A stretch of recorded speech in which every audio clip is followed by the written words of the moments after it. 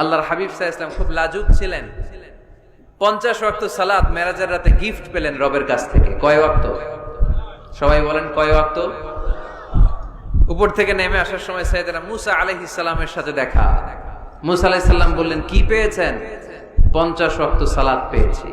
মুসা আলাইহিস সালাম বললেন, আপনার উম্মত পড়বে না, আমি জানি, কারণ আমি তো আপনার আগে দুনিয়ায় এসেছি, আমার ফিল্ড ওয়ার্কের অভিজ্ঞতা বেশি। আমার অভিজ্ঞতার আমাকে আপনারে বলি, পড়বে না, একটু কমায় আনেন, ভালো হবে। আল্লাহর হাবিব গেলেন, কমায় দেয়া হলো 5 ওয়াক্ত, হলো 45 ওয়াক্ত। মুসা আলাইহিস সালাম বললেন, পড়বে না, আবার যান। আবার গেলেন, 5 ওয়াক্ত কমায় দেয়া হলো 40 ওয়াক্ত। মুসা আলাইহিস সালাম বললেন, পড়বে না, কমায় আনেন, ভালো হবে। কমায় আনা হলো 35 ওয়াক্ত। এভাবে 9 বার।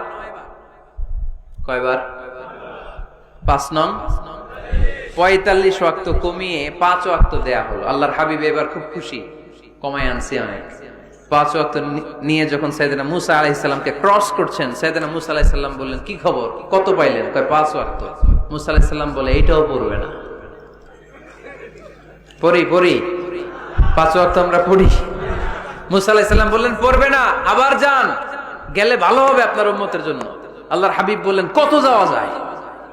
আর কত? আস্তাহি মির রাব্বি, আমার যেতে শরম লাগে। আবার যেতে আমার কি লাগে?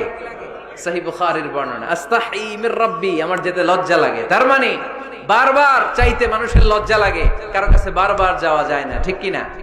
কিন্তু আল্লাহর হাবিব বললেন, ইন্নাহু মান লাম ইয়াসআলিল্লাহ ইয়াগদাব আলাইহি, যে ব্যক্তিটা আল্লাহর কাছে বারবার চায় না, তারে আল্লাহ পছন্দ করে না। বরং বারবার যে আল্লাহর কাছে যায়, বারবার যে চায়, বারবার যে কাঁদে, বারবার যে ক্ষমা চায়, তারে আল্লাহ পছন্দ করে। সুবহানাল্লাহ পড়ে।